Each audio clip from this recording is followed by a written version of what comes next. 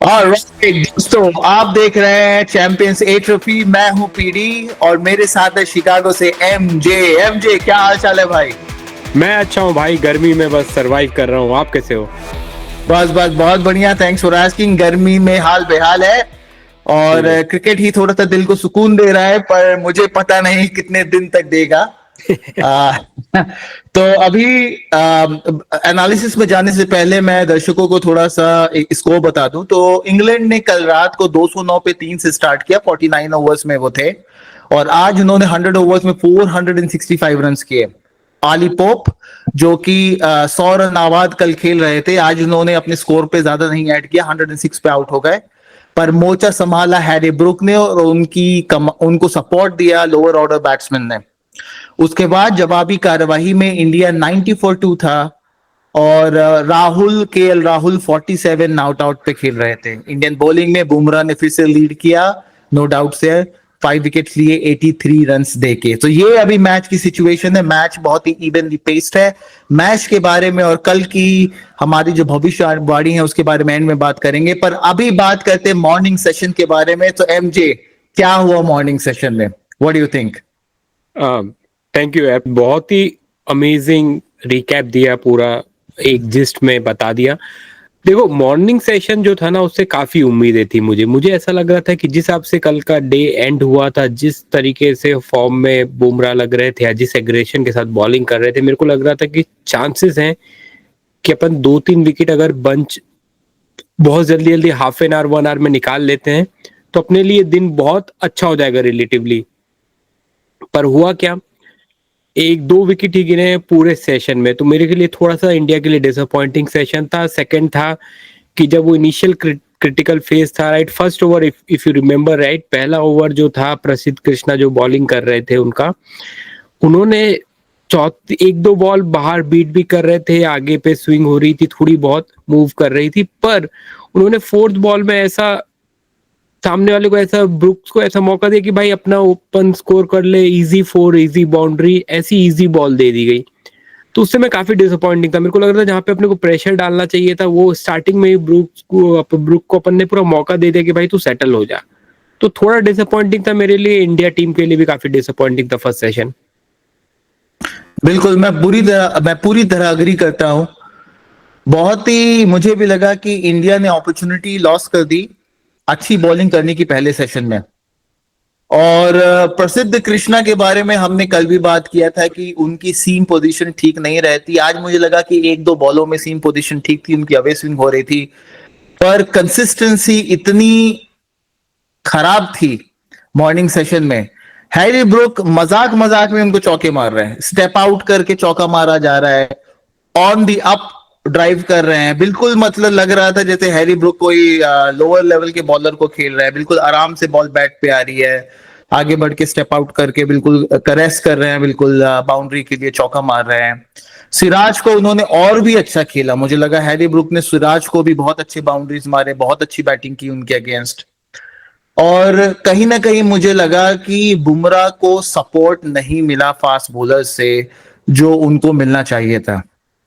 हाँ, मैं उस बात से अग्री करता हूँ। प्रसिद्ध कृष्णा जो थे, उन्होंने विकेट भले ही मिल गए हों end of the day, right, that's immaterial. जो जो बॉलिंग में होता है कि आप इंडिया को रिप्रेजेंट कर रहे हो, तो जो क्वालिटी ऑफ बॉलिंग थी वो बहुत ही पुअर थी मेरे हिसाब से। विकेट मिलना is a different thing compare to how you are bowling, right. आपने उसको आराम से आने दिया, सेट होने दिया, काफी डिसअपॉइंटिंग था। इनफैक्ट मेरे को ऐसा लगता है कि अगर हैरी ब्रुक आगे बढ़ के जाके मार रहे हैं वो अच्छा है। मतलब उसमें वो कम से कम उनको ट्राई करना पड़ रहा है, शॉट मैन्युफैक्चर करना पड़ रहा है, जैसे वो बुमराह को भी मारा, सिराज को भी मारा। जो उसको इजी बॉल मिल रही थी वो मेरे को बुरा लग रहा था। सेकंड चीज आपने पता नहीं नोटिस की कि नहीं की, मैं बहुत ध्यान से प्रसिद्ध कृष्णा को देख रहा था। मेरे को जो चीज उसकी निगेटिव लगी, इतनी अच्छी हाइट है, बाउंस मिलता है विकेट से, पर जो उनकी बाउंसर होती है, आई don't know if you have noticed it not, कि उनकी बाउंसर में उन लोग एफर्ट बॉल नहीं होती है वो उनकी। जैसे बुमराह की बाउंसर होगी ना, तो वो एफर्ट बॉल होगी, दिखेगा कि किस स्टीप बाउंस मिल रहा है, उसमें एज के इसके चांसेस है। वो उनको पता है कि इस लेंथ में मारेंगे तो उनकी बाउंस यहाँ तक के आ जाएगी, शोल्डर तक के आ जाएगी, वो सब करते हैं। उसमें एफर्ट जो होता है ना, कि जो एफर्ट डाल के देना है कि भाई वो सिप करके जाए एकदम प्लेयर के पास से, थोड़ा अनसेटल हो जाए उस बाउंसर से, तो वो लेवल पे बाउंसर नहीं आ रही थी उनकी, और उनकी इजी पड़ रही थी कि जो भी बैट्समैन आ रहा है वो उनको पुल कर रहा है बगैर किसी प्रॉब्लम के। हालांकि 2 बाउंड्री पे कैचेस मिले उनको, बट दैट्स अ मटेरियल, उनकी बॉल पे वो बात थी नहीं, कोई भी बॉल ऐसी नहीं थी जो विकेट टेकिंग बॉल थी जिसमें विकेट मिले हो। बिल्कुल मैं एग्री करना चाहूंगा। ऑली पॉप का जो विकेट निकाला उन्होंने, वो यस आई एग्री कि बॉल थोड़ा सा ज्यादा बाउंस हुआ और जिसकी वजह से ऑली पॉप बीट हुए, पर ऑली पॉप 100 के ऊपर खेल रहे थे। ये थोड़ा सा ऑल्सो मिस फॉर्चून था उनकी तरफ से कि एक एज लगी, वो ball short wide not great pace, मतलब वो इजीली चौका जा सकता था। तो मुझे लग रहा है कहीं ना कहीं थोड़ा सा बॉलर का स्किल था कि उनको हल्का सा बाउंस ज्यादा मिला, पर एट द सेम टाइम वो लकी थे। मुझे लगता है वो wicket was a lucky breakthrough, even though it doesn't look like it. पर रियल लाइफ में मुझे लगा कि वो डेफिनेटली किस्मत ने साथ दिया प्रसिद्ध कृष्णा का और इंडियन टीम का, और उनको वो विकेट मिला। जैसे आपकी बाउंसर वाली बात पे मैं एक बात कहना चाहूंगा, ये मैंने भी नोटिस किया कि प्रसिद्ध कृष्णा का जो पेस है वो फुल बॉल्स में या गुड लेंथ बॉल में ज्यादा आता है, और ये दिखाता है कि उनका जो मोस्ट एफर्ट होता है, उनकी जो बॉडी मैकेनिक्स है, ज्यादा से ज्यादा तेज उनका शोल्डर्स की तरफ से लगता है। तो जब आप शोल्डर्स ज्यादा लगाएंगे तो आपकी बॉल ओवर द जो अच्छी लेंथ है, वो बैट्समैन के जो पास टप्पा खा रही है गेंद, वो ज्यादा तेज आ सकती है। पर जब शॉर्ट पिच बॉल में आपको पेस डालना है, एफर्ट बॉल डालनी, तो आपको अपना बैक बेंड करना पड़ेगा। आपकी बॉडी मैकेनिक्स ऐसी होनी चाहिए कि आपका जो फोर्स है वो बैक के थ्रू बॉल पे आए, और प्रसिद्ध कृष्णा का बिल्कुल वो बात नहीं है। इनफैक्ट हम लोग सेकंड सेक्शन पे आएंगे, डिटेल में बात करेंगे, पर स्मिथ का जो उन्होंने विकेट निकाला था, जो जडेजा ने बाउंड्री पे शानदार रिले कैच हुआ था और रिले कैच लिया गया था, उसके जस्ट पहले फर्स्ट बॉल पे उस ओवर के छक्का मारा था स्मिथ ने प्रसिद्ध कृष्णा को, और वो शॉर्ट बॉल पे उसने ऐसा करारा छक्का मारा था कि लगा कि भाई इट्स ये गेम प्लान सक्सेसफुल हो ही नहीं सकता है। थर्ड बॉल में थोड़ा सा लाइन उनकी ठीक रही, थोड़ी सी लाइन बाहर रही, थोड़ा सा मुझे लग रहा बाउंस ज्यादा मिला और वो कैच आउट हुआ, एज लगा। पर फिर भी आप अगर पेस देखें उनकी शॉर्ट पिच बॉल का और ओवर द पिच बॉल का, तो उस पेस में काफी डिफरेंस है। और मुझे लगा कि यहीं पे ये मैकेनिक्स का थोड़ा डिफरेंस है कि वो अपनी बैक पूरी तरह बेंड नहीं कर रहे हैं, एफर्ट नहीं डाल रहे हैं शॉर्ट पिच बॉल पे, और वो अपनी शोल्डर और बिल्कुल अपर बॉडी स्ट्रेंथ पे रिलाई करते हैं, जिससे फुल बॉल पे पेस आता है। पर शॉर्ट बॉल पे जिसमें पेस आना चाहिए, जो बुमराह का रहता है, वो नहीं जी आता है। जी हाँ, वो आपने जो तीनों विकेट आप देख लो, मतलब बैट्समैन या तो बहुत कॉन्फिडेंस में था, सुप्रीमली कॉन्फिडेंट था कि भाई मैंने इस ओवर में छक्का मार दिया, दूसरी बार मार दूंगा, भाई मैं 100 मैच बाउंड्री के साथ जाऊंगा, 6 के साथ पूरा सामने वाले को डिमोरलाइज कर दूंगा, उस एटीट्यूड के साथ विकेट मिला। जो पहला विकेट था वो भी ऐसा होता है कि जब बोलते हैं ना कि एक ब्रेक के बाद आपने को फिर से नया इनिंग्स के तरह सेटल होना पड़ता है हर बैट्समैन को। अब बचपन से यही सुना है, यही देखा है, यही किया है।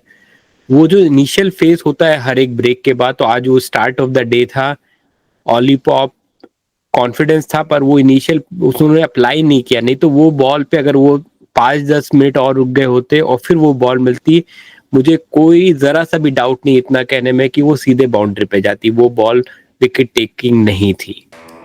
मैं बिल्कुल। इस बात पे मैं जैसे उस बॉल को मैं कंपेयर करना चाहता हूँ जो विकेट बेन स्टोक का लिया सिराज ने, वो बहुत प्लान था, वो बहुत पहले एजेस मिले, ये हुआ वो, तो उस समय आपको दिख रहा था कि there is a game plan going on, he is putting in that effort, he is trying to get him out that way, वो वर्क भी किया। तो वो दैट इज लाइक कि ये बॉलर का है, दूसरा पहला वाला था वो बैट्समैन ने विकेट दिया, ये फर्क था मुझे। बिल्कुल।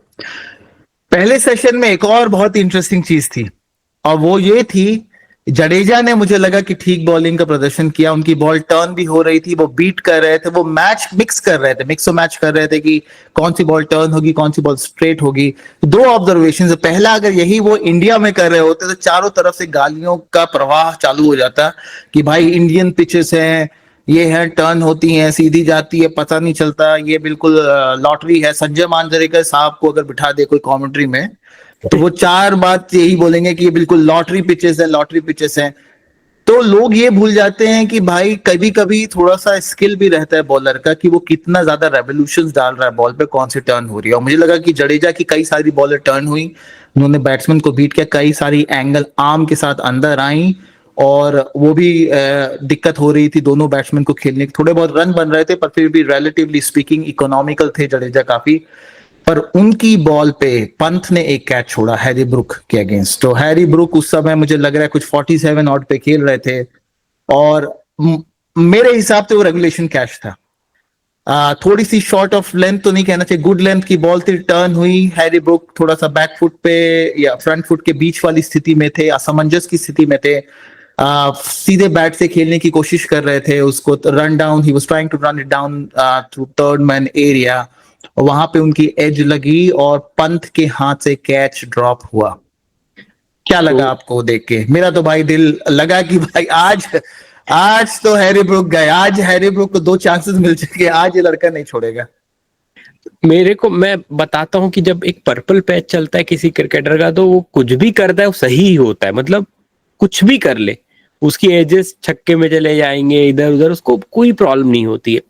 जब क्रिकेटर का टाइम अच्छा नहीं चलता है तो बहुत अच्छा ट्राई करता रहता है, वो उसका दिन नहीं होता है तो उसका चलता रहता है। जैसे जडेजा का था, राइट, जडेजा को एक आध विकेट मिल जाता तो उसका कॉन्फिडेंस बढ़ जाता, कैच हो जाता ना तो इसका कॉन्फिडेंस बढ़ जाता, वो 2-3 प्लेयर को और निकाल सकता था जिस स्पेल में था वो। और वो कॉन्फिडेंस के साथ है ना फिर बहुत अच्छा हो जाता अपने लिए, अपनी टीम के लिए। दिक्कत ये हुई कि वो कैच छूट गया, उसके कारण जडेजा को जो कॉन्फिडेंस मिलना चाहिए था वो भी नहीं मिला। और उसका मेरे लिए बहुत सरप्राइजिंग था कि जडेजा को एक भी विकेट नहीं मिला। जैसा वो बॉलिंग थी और जिस हिसाब से बॉल टर्न हो रही थी, स्ट्रेट हो रही थी, वो उसमें मेरे को थोड़ा सरप्राइजिंग था कि आज एक भी विकेट नहीं मिल पाया उसको। हाँ, मैं डेफिनेटली, मुझे भी बहुत अच्छी उनकी बॉलिंग लगी, मुझे लगा कि उन्होंने ठीक प्रदर्शन किया। और 2 चीजें थी कि एक तो रन रेट उन्होंने काफी कंट्रोल में रखा, उन्होंने 3 और 3 से कम, 3 के अराउंड करीबन रन दिए पर ओवर। और वहीं आप कंपेयर करें हमारे लॉर्ड ठाकुर, शार्दुल ठाकुर जी, जिन्होंने 6 ओवर में मत पूछो 38 रन भाई, दिए अपने जिनकी बात करें प्रसिद्ध साहब, जिन्होंने 20 ओवर में 120 रन दिए। और 128 थे 20 ओवर के बाद। मैं बोला ये क्या, कहाँ पे हो भाई, क्या कर रहे हो तुम? T20 में भी उनके जो रिकॉर्ड्स हाँ, रहेंगे उस पे कुछ कुछ कंडीशंस में आप सवालिया निशान उठा सकते हो। वनडे के लिए तो डेफिनेटली ये अच्छे स्कोर्स नहीं है, ये अच्छा डिस्प्ले नहीं है। टेस्ट मैच में तो बात ही अलग है। तो मुझे लगा कि कहीं ना कहीं रविंद्र जडेजा ने ओवर रेट को भी कंट्रोल में रखा तो शुभमन गिल को थोड़ा सा फायदा मिलेगा उसका। और दूसरी हाँ, चीज थी कि रन रेट एक एंड से एटलीस्ट रोक के रखा उन्होंने। और इंग्लैंड जो कि 4.5 के औसत से रन बना रहे थे बिना जडेजा के, मुझे लग रहा है वो औसत इजीली 5 के ऊपर होता। आराम से। देखिए क्या होता है कि जब जडेजा ज्यादा ओवर कर देते हैं तो बाकी बॉलर जो फास्ट बॉलर होते हैं, बुमराह जैसे, उनको उनको है ना एक चीज कहते हैं कि भैया इतना ब्रेक चाहिए 2 बॉलिंग स्पेल के बीच में। एक और इम्पोर्टेंट चीज होती है कि हर ओवर में उनको हर बॉल के बीच में एक गैप मिलता है तो उसमें उनको एक बॉडी रिक्यूपरेट करती है कि वो एफर्ट अच्छे से डाल पाए। अगर आपका ओवर रेट स्लो चलता है तो आप पे प्रेशर रहता है और आप फिर जाके फटाफट ओवर डालने का ट्राई करते हैं, तो वो चीज भी बिल्कुल फायदा होता है जडेजा का। जब जडेजा 1-1 मिनट में 2-2 मिनट में ओवर खत्म कर देते हैं, उसका काफी फायदा टीम को मिलता है। बिल्कुल बिल्कुल, मैं और बिल्कुल अग्री करूंगा। ठाकुर पे मैं एक चीज बोलने वाला हूं। मैं अभी हाँ जनरली, अनलेस कुछ अलग होगा, मैं एक प्रिडिक्शन कर रहा हूँ कि ये मेरे हिसाब से शायद इसका इंटरनेशनल करियर खत्म, उसका ये लास्ट टेस्ट मैच है उसका, मेरे को ऐसा लग रहा है। अनलेस वो सेकेंड इनिंग में कुछ कमाल कर पाए, बैटिंग से 30-40-50 मारे और विकेट 2-4 निकाल दें, 4 विकेट मिनिमम निकाले, तब तक के तो फिर भी ऑप्शन आ सकता है। That's the only way he can survive. नहीं तो उसका करियर खत्म हो चुका है उनका, मेरे हिसाब मुझे से लगता उनका है लास्ट कि टेस्ट मैच है। हाँ, मैं काफी हद तक सहमत हूँ। करियर का तो अभी देखना ही पड़ेगा। पर एक चीज बहुत ही यूनिक ऑब्जर्वेशन इसके बारे में मैं ऐड करना चाहूंगा। इंडिया में जो बैटिंग हुई है वो आपके 3 या 4 लोगों ने रन बनाए और बाकी लोगों से कुछ नहीं हुआ, बाकी लोग टाइम जी भी नहीं स्पेंड कर पाए विकेट पे। जी इंग्लैंड के जो रन बने उसमें सब ने कंट्रीब्यूट किया, सब ने आके गेंदे खेली, बॉलें खेली। मतलब ये है कि वो बिल्कुल सारे बैट्समैनों को एक प्रैक्टिस मिली, इंडिया के सारे बॉलर्स को फेस करने का टाइम मिला, उन्होंने मोस्ट इंपॉर्टेंटली विकेट पे टाइम गुजारा, जो कि इंडियन बैट्समैन ने नहीं किया है। तो आप अगर देखना चाहें तो पहली चीज तो ये डिफरेंस, इसके बारे में बात करेंगे टुवर्ड्स दी एंड, क्योंकि ये मेरा प्रेडिक्शन का पार्ट है कल क्या करना चाहिए हिंदुस्तानी टीम को। पर at the same time Chris Woakes और कंपैरिजन नहीं है क्योंकि क्रिस वोक्स काफी सीनियर है, उनके 150 से ज्यादा टेस्ट विकेट है, उन्होंने कई बार 50s मारी, रन बनाए हैं, पर क्रिस वोक्स से भी अच्छी बॉलिंग नहीं हुई थी। एंड येट क्रिस वोक्स से अपने आप को अप्लाई किया, अच्छी बॉलों पे फ्रंट फुट डिफेंस किया, सीधे बल्ले से वो डिफेंस कर रहे थे अच्छे बॉलर्स को, खराब जो बॉल आ रही थी उन पे शॉट मारे थे, ना कि हमारे लॉर्ड ठाकुर जैसे जिन्होंने लंच के पावर लंच और टी के पहले जो भी था, ब्रेक के पहले का लास्ट ओवर है और उनको मारना है छक्का, और वो भी मारना उस बॉलर को जो कि सबसे ज्यादा विकेट निकाल चुका है इंग्लैंड की टीम से, राइट।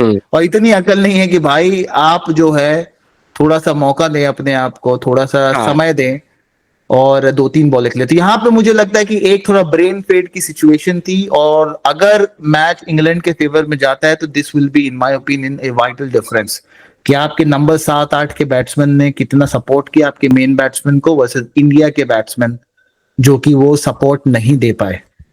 मैं इस पे एक छोटी सी चीज बोलूंगा, जो आपने बोला ना कि एक कुछ बैट्समैन ने रन बनाए। आप सोचिए कि इंडिया किसी टीम की तरफ से 3 सेंचुरीज हुई हैं, 140 प्लस स्कोर, ऑलमोस्ट 150 का स्कोर एक बंदे ने किया, एक ने 135 के करीब रन बनाए, एक ने 100 बनाया, तो आपका ऐसे ही 375 हो जाता है।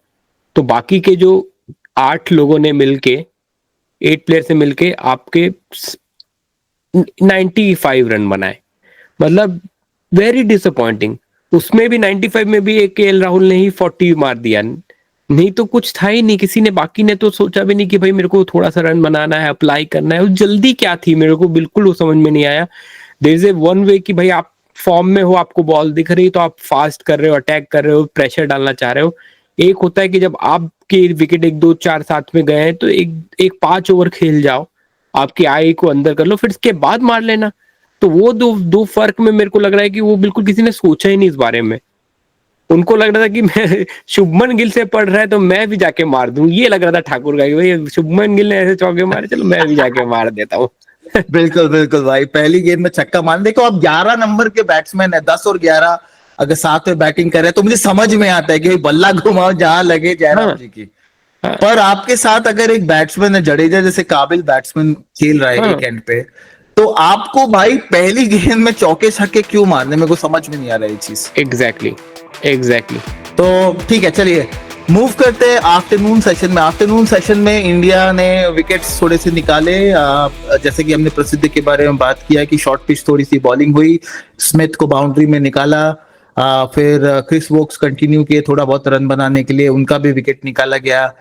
एंड में सिराज ने एक एक्स्ट्रा विकेट निकाला और फिर बुमराह ने 2 विकेट निकाल के अपने 5 विकेट पूरे किए, और इंडिया मैनेज किया सेकेंड सेशन में और earlier part of the third session में इंग्लैंड को ऑल आउट करने का। क्या यूनिक थिंग्स थे जो कि इंडिया ने ठीक नहीं किए, क्या कर सकते थे इस सेशन में? अरे कैच कैसे भूल गए, बुमराह की बॉल में जो कैच छोड़ा है, एक मैच में 2 इजी चांसेस अगर आप स्लिप में छोड़ रहे हैं तो I would say at this stage आपको स्लिप में फील्डिंग नहीं करनी चाहिए। बिल्कुल, मैं कोई मतलब देर इज सिंपल भाई, अगर आप कैच पकड़ रहे हो तो आप उस पोजीशन में रहो, नहीं कर पा रहे हो तो रहने दो, राइट। आप उससे you don't have to ego में लेने की बात ही नहीं हो रहा है, कवर थे वहां चले जाओ, कहीं पे भी चलाओ, मिड विकेट चले जाओ, वहां पे फील्डिंग कर लो, राइट। वहां पे कैच ले लो 2-4, आपको फिर दिख जाएगा कि हाँ अब आपको कॉन्फिडेंस आ गया तो वापस स्लिप में ट्राई कर लो। पर this is I don't get it now. अब तो उनको नहीं रखना चाहिए, पर क्या कह सकते हैं, हम कौन होते हैं कहने वाले। ये वही गार्डन वाली बात कर रहे थे, ऐसे लोगों को मैनेज करने के लिए रोहित शर्मा टाइप का कोई तगड़ा कैरेक्टर होना चाहिए। ये लोग क्या रहते हैं कि यशस्वी को लग रहा है कि भाई रन बन गए 100, मेरे अपने 100 हो गए, रणजी खेल रहा हूं मैं, 100 हो गए, आराम से बाहर बैठ सकता हूँ, आराम से रेस्ट कर सकता हूँ। 3-4 लोग आएंगे, चाय लेके आएंगे, साहब चाय पी लें, साहब ठंडा पी लिए, आइए आपके पैर वैर दबा दें और काम खत्म। काम भैया शुरू हुआ है, आपने 100 बनाए, पर आपने जो 2 आसान से कैच छोड़े हैं, जो ड्रॉप किए हैं, उनकी वजह से आपकी टीम को 150 रन की पेनल्टी लगी। तो आपका जो कंट्रीब्यूशन है गेम के लिए वो -50 का है, और ऐसा भी नहीं कि सेकेंड इनिंग्स में आपने बहुत बड़े कुछ गोल खिला लिए। तो यस, अग्रीड कि आपने काफी अच्छी इंडिया को शुरुआत की, पर आपके कुछ कॉन्ट्रीब्यूशन की वजह से इंडिया इस समय काफी डेंजरस पोजीशन में भी है।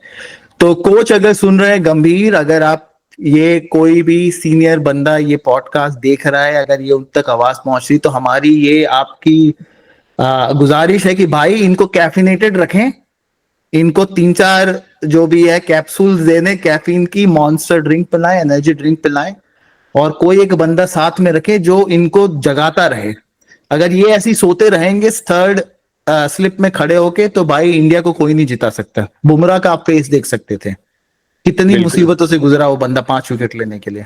बिल्कुल यार, मैं मेरे को ऐसा स्कूल का टाइम याद आ गया। क्या होता था स्कूल के टाइम में कि यार मेरी बैटिंग है, मैं बैटिंग करता हूँ, मेरी बॉलिंग है, मैं बॉलिंग करता हूँ। फील्डिंग में ऐसा कंटाल मारता है लोगों को कि भाई फील्डिंग करना है कौन करे। तो फील्डिंग में भी फिर उन लोग ऐसा रहता है कि यार क्या है यार, फील्डिंग क्यों कर रहा हूँ, विकेट जल्दी गिर गया तो बोलते हैं कि यार मैं तो बॉलिंग नहीं करता हूँ तो मैं फील्डिंग क्यों कर रहा हूँ। मेरे को ऐसा, ऐसे कई लोग होते थे, हर स्कूल टीम में ऐसे ऐसे कैरेक्टर होते थे कि भाई जिनको फील्डिंग करने का मन नहीं कर रहा है, या फिर उनका ध्यान इतना ज्यादा भंग रहता था कि अपना मैच खेल रहा है, अपना फील्डिंग कर रहे हैं, और सामने वाले ग्राउंड में कोई अगर मार रहा है तो उसकी बैटिंग वहां से देख रहे हैं। तो उस टाइप का चल रहा है, मतलब हर एक चीज से डिस्ट्रैक्ट हो रहे हैं। इस लेवल पे जाके आप ऐसे कैच नहीं छोड़ सकते, वो भी 2 दिन में 2 कैच, एक इनिंग में 2 बड़े बड़े कैच आपने छोड़ दिए। Very disappointing. और यहीं पे मैं डिफरेंस बताऊंगा जायसवाल और जडेजा का। जडेजा से भी कैच छूटा था बाय द वे कल, और हाँ आज उन्होंने अलर्ट रहे, आज फील्ड में उन्होंने एक्स्ट्रा अलर्टनेस दिखाई और एक बहुत ही अच्छा कैच रिले के बिल्कुल। थ्रू पकड़वाने में काफी अहम भूमिका निभाई। और वहीं पे जायसवाल, चेहरे से ही लग रहा है बंदा सो रहा है, मतलब आप उसका फेस भी देखेंगे ना तो पता नहीं क्या सोच रहा है, फोकस है कि नहीं है, हाँ यार। क्या कर रहा है भगवान जाने। तो अभी ये चीज जो है मुझे लग रहा है कि टीम मैनेजमेंट को काफी ध्यान से रखना चाहिए। बिल्कुल। और बीच में कमेंट सुनने को आया कि ऋषभ पंत कह रहा है कि पीछे से कि भाई गंभीर मार देगा, तो अब मार तो खानी चाहिए, ये मार खाने लायक काम है, ये कुछ ऐसा आसान काम नहीं है। चलिए मूव ऑन करते हैं। थर्ड सेशन शुरू हुआ, इंग्लैंड ऑल आउट हो गई, बुमराह ने 5 विकेट निकाले, अगेन शानदार परफॉर्मेंस, व्हाट अ प्लेयर, कोई क्वेश्चन नहीं है। Seriously ball last. अंदर आ रही है, बाहर आ रही है, स्टंप्स पे रख रहे हैं, स्टंप्स उखाड़ रहे हैं बिल्कुल। हाँ हाँ, वो बोला लास्ट टू बंदा कि भाई विकेट्स जो करना है मैंने खुद करना है, इनके भरोसे नहीं छोड़ सकता। मुझे ये ऐसा लगा बच्चों कि के वो बोला कि यार भरोसे ना हो पाएगा। मैं थक रहा हूँ, काफी ओवर कर दिए, जल्दी खत्म करो, 2 विकेट ये निकालता हूँ, खत्म गैंग ऑफ करता हूँ वसेपुर ऐसा। का वो सीन याद आता है जिसमें जो वो पापा तुमसे एमएलए ना होते हैं, वो कहते हैं बेटा तुमसे तुमसे ना ना हो हो पाए। पाएगा। बिल्कुल। बुमराह सीरियसली। का जो काम था वही काम था कि भाई अब जो करना है मुझे करना है, आपसे आप लोगों के बस में नहीं छोड़ सकता मैं। तो बिल्कुल सीधी बॉल डाल रहा है, आउट हाँ। स्विंगर डाली नहीं उस बंदे ने, आप उसका बॉलिंग देखोगे, लगातार स्टंप पे टारगेट कर रहा है, अंदर की तरफ आ रही है बॉल, स्ट्रेटन हो रही है, अंदर की तरफ आ रही है, स्ट्रेनर तो उसने कहा कि भाई मैं रिस्क नहीं ले सकता, अब हाँ इनके डंडे ही चाहिए मुझे। बिल्कुल, बहुत बहुत शानदार 2 विकेट जो थे ना, ऐसे खुशी मिल जाती है, ऐसे दोनों विकेट थे, बहुत मजा आया मुझे। बिल्कुल। इंडिया की इनिंग्स 90 रन्स इंडिया ने किए, 2 विकेट गिरे। हमारे चैंपियन जायसवाल साहब ज्यादा कुछ कर नहीं सके इस इनिंग्स में, पर उसके बाद मुझे लग रहा है कि साई और केएल राहुल ने काफी उम्मीदें जगाई। क्या लगता है बिल्कुल। आपको? देखिए जायसवाल का जो विकेट था वो जेन्युइन बॉल थी, उसमें मतलब विकेट जाए तो आपको शर्म नहीं होनी चाहिए, किसी को भी किसी भी लेवल पे शर्म नहीं होनी चाहिए, स्पेशली ओपनर को। ओपनर की लाइफ में ऐसे होगा कि नई बॉल है, ऐसी एक अच्छी बॉल मिल गई जिसमें आपका विकेट लिखा हुआ है, तो you can not do anything about it, कुछ भी करके वो विकेट मिलना था उनको, मिल गया, वो उस पे अपन कुछ एक कर मिनट नहीं। मैं आपको बोलना चाहूंगा, दर्शकों को बताना चाहूंगा कि ये जो बॉल थी, even though not as good as what Bumrah bowled yesterday, पर ये भी बैट्समैन की तरफ, अंदर की तरफ एंगल हुई और ऑफ कटर जैसे बाउंस करके एज लेके पीछे की तरफ गई थी। तो यही मृत्युंजय एमजे बोलना चाह रहे हैं इसके बारे में कि हाँ काफी डिफिकल्ट बॉल थी। हाँ, बहुत। इनफैक्ट यही होता है, क्या होता है कि जैसे अब आपको जो भी बहुत अच्छे बॉलर हैं, राइट, कई बार उनके साथ लाइफ में एक प्रॉब्लम रही है कि हमेशा उनकी बॉल इतनी ज्यादा कई बार मूव कर जाती है कि वो एजेस को बीट पे बीट करते रहते हैं। तो वो जो जो और विकेट जनरली क्या होता है, उससे ना यू सॉफन द बैट्समैन कि भाई उसको आपने ऐसी खतरनाक बॉलिंग की कि उसका दिमाग हिल गया, he is not in right place, right, ऐसा करके। और वो फिर जब वो बॉल उसकी थोड़ी कम मूव वाली होती है ना, उसमें विकेट निकलता है। तो ये इट इज नॉट कि भाई जो सबसे ज्यादा मूव कर गई या जितने सबसे ज्यादा वो कर दिया वो उसमें विकेट मिलेगा। मेन बात होती है कि वो आपका एज के करीब से निकलेगी वो, और वहीं पे चांस होता है विकेट गिरने का। तो ये बॉल परफेक्ट थी, बहुत, और इस पे मतलब ये हो सकता है, ये किसी भी बैट्समैन के साथ कभी भी हो सकता है, चाहे आप 100 पे हो चाहे आप 0 पे हो, वो कभी भी हो सकता है। अगर ऐसी बॉल आई तो विकेट गन जाना बहुत ही ज्यादा नॉर्मल है। बिल्कुल बिल्कुल, आई एग्री। केएल राहुल के बारे में क्या ऑब्जर्वेशन थी? 47 नॉट आउट अगेन, 40 पे आउट हुए लास्ट फर्स्ट इनिंग्स में। हमने जैसे कि कहा, मुझे ऐसा लगा कि वो कंप्लेसेंट हो गए थे अपने कवर ड्राइव पे, और जी कार्स जो कि थोड़ा सा ज्यादा तेज बॉल फेंकते हैं, उनकी कवर ड्राइव पे पोजीशन पे नहीं आ पाए और एज लग गई और पीछे चले गए। जी। पेस से थोड़ा सा बीट हुए, मुझे ऐसा लगा। और इस इनिंग्स के बारे में क्या लगता है, देखो क्या होगा? जैसा वो खेल रहे हैं, मतलब आप बता सकते हो देख के कि वो बंदा कॉन्फिडेंस में है, उसको पता है कि he is better than these bowlers, उसके चेहरे में कॉन्फिडेंस दिखता है, वो बंदा कॉन्फिडेंस के साथ खेल रहा है। बट और वो चलता भी है, मतलब उसको ये नहीं कि मैं अननेसेसरी रिस्क भी लूंगा, ये करूंगा, नहीं, वो सब नहीं कर रहा। He is not like Harry Brook कि भाई मैं आगे बढ़ के मार रहा हूँ, या जायसवाल जैसा। उसका अलग खेलने का तरीका, he is doing it perfectly well. अब ये क्रिटिकल फेस है उसके लिए, उसको ये स्कोर को बड़ा करना पड़ेगा, क्योंकि टीम को जरूरत है, उसको भी जरूरत है, क्योंकि 40s are good, 50s are good, but to win a test match you need to score big. And if there is any point in time कि जब आपको करना है, तो ये इनिंग है। इस इनिंग में द गेम इज अभी एकदम लेवल पिच पे है राइट नाउ। कल का दिन बहुत क्रिटिकल है, ये पता कर निकल के दिन अगर इंडिया बैटिंग कर पाता है तो गेम से बच सकता है, अगर कल का दिन पूरा करता है। तो उसके लिए इंडिया को जितना लंबा खेलना है खेलो, एंड देन अपने बॉलर पे वो करो कि भाई हाँ ये विकेट निकाल लेंगे। तो इसलिए केएल राहुल का कल 100 मारना बहुत क्रिटिकल है मेरे हिसाब से। एंड आई होप कि वो कॉन्सेंट्रेशन का लैप्स ना हो उनसे, जैसा लास्ट फर्स्ट इनिंग में हुआ था। मैं पूरी तरह अग्री करता हूं आपसे, पूरी तरह। मुझे लग रहा है केएल राहुल को 100 मारना होगा। बहुत इनिंग्स हो चुके हैं जब वो अच्छी स्टार्ट मिली है उनको, या हाफ सेंचुरी पे हैं, वो आउट हो रहे हैं, उनको ये चेंज करना होगा। मैं कंपैरिजन में आपको कुछ बहुत ही यूनिक ऑब्जर्वेशन बताना चाहूंगा। ऑली पोप, जिन्होंने 58 गेम्स खेले, 58 टेस्ट मैचेस खेले, उनका एवरेज 36 का है।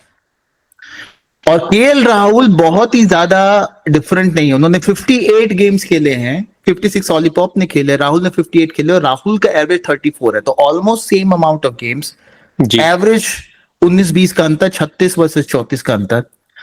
और लास्ट ईयर दोनों जन अराउंड 30 के एवरेज किए। तो ऑलीपॉप ने 17 गेम्स खेले और 33 का एवरेज किया, राहुल ने 8 गेम्स खेले और 30 का एवरेज किया। दोनों जन सिमिलर कंडीशंस में। आप देखें फर्स्ट इनिंग्स में हालांकि ऑलीपॉप गए, कैच उनके ड्रॉप हुए, कोई किस्मत, उसमें थोड़ा सा किस्मत का भी हाथ था, पर उन्होंने 100 किया, वो आगे बढ़े, 100 किया।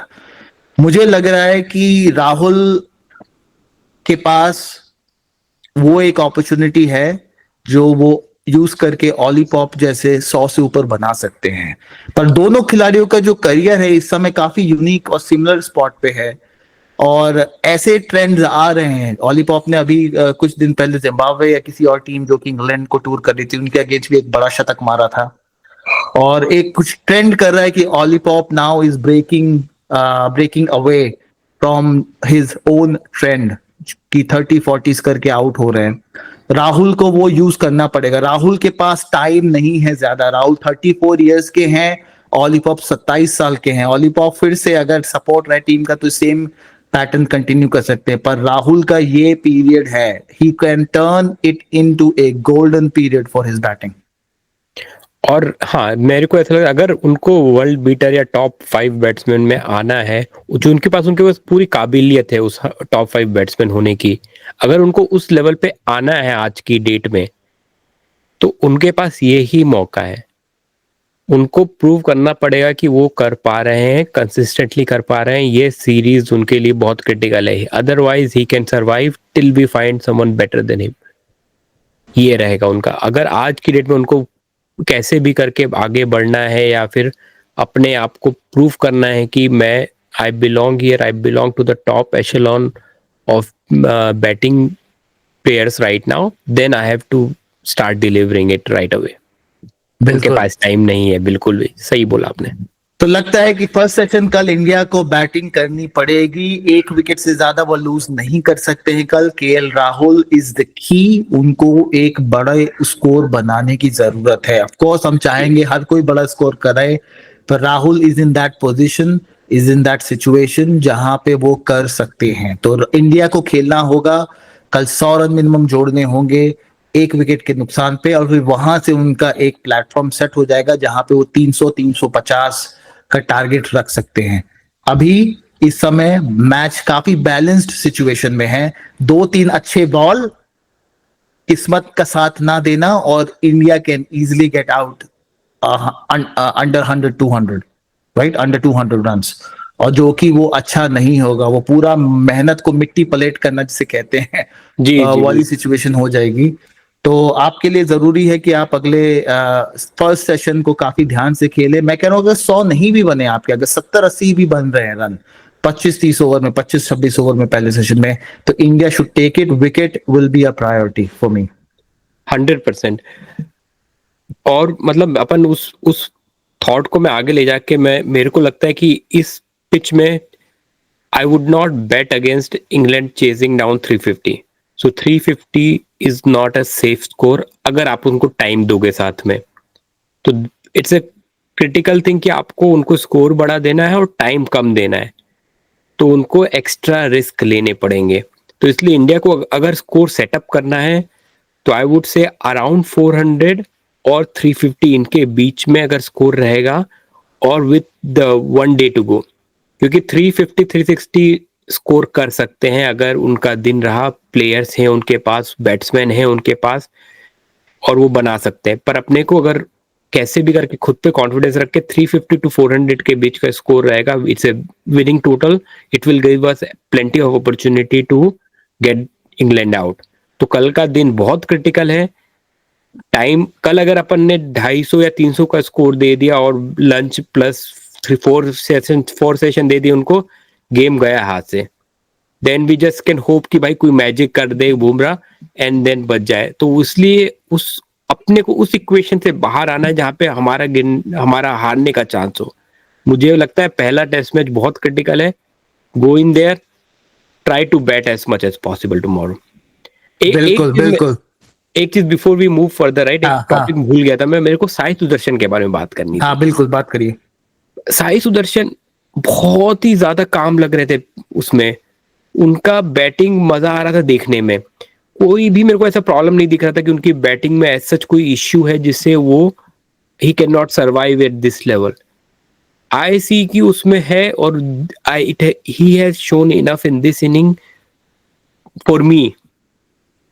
टीम क्या सोचेगी आई डोंट नो, बट मेरे लिए उन्होंने इतना दिखाया है कि we can give him chance, because वो काफी ना उनको स्विंग बॉल से कोई प्रॉब्लम हो रहा था ज्यादा, ना वो आगे फ्रंट फुट बैक फुट सब आराम से आके खेल रहे थे। Ease with which he was playing impressed me. बिल्कुल, उनका जो स्टांस है वो काफी अपराइट खड़े रहते हैं। तो ये कंडीशंस जो है कि बाउंसी पिचेस हैं, उसमें वो अपनी हाइट और अपने स्टांस का फायदा उठा के काफी स्कोर कर सकते हैं, specially square of the wicket. मैं बहुत इंटरेस्टिंग चीज बोलूंगा कि इंडियन जब इनिंग स्टार्ट हो रही थी तब कैमरा साई सुदर्शन को दिखाता है। साई सुदर्शन बालकनी में बैठे हुए हैं और वो बॉल योगा टाइप का कुछ प्रैक्टिस कर रहे हैं, बहुत ही कुछ यूनिक प्रैक्टिस कर रहे थे। तो वो आंखें खोल के अपनी बॉल हाथ से मूव करके बॉल को वॉच करने की प्रैक्टिस कर रहे थे अपनी आंखों के सामने, बिना पल के झपकाए, जो कि करना चाहिए। आप अगर बैट्समैन है तो आपको पल के नहीं झपकानी है जब तक बॉल आप पूरी तरह अच्छी तरह खेल ना ले। गांगुली एक आपने देखा होगा, गांगुली जब स्टांस लेते थे तो उसके बाद हर बॉल खेलने के बाद वो आंखें बंद करते थे, खोलते थे तेजी से, अपनी आंखों को रेस्ट देते थे, प्रैक्टिस करते थे। तो साई सुदर्शन का एक योगा मेरे को देखने को मिला, एक स्टाइल देखने को मिला प्रैक्टिस करने का इनिंग्स के पहले, और मैं काफी मुझे अच्छा लगा, मुझे देखने को मिला कि किस तरह से वो मेंटली ट्रेन कर रहे हैं, किस तरह अपनी आईज को ट्रेन कर रहे हैं, किस तरह अपने विजन को ट्रेन कर रहे हैं बॉल को चेस करने का। तो वो काफी इंटरेस्टिंग था। चलिए देखते कल क्या होता है। मजा आएगा, फिर से मातम होगा या मेयम होगा, वो कल ही पता चलेगा जी। और दर्शकों के लिए स्टे ट्यून्ड, कल हम फिर से आएंगे अपने न्यू एपिसोड के साथ। तब तक के लिए बाय बाय, अलविदा, वनक्कम। थैंक यू भाई, थैंक यू।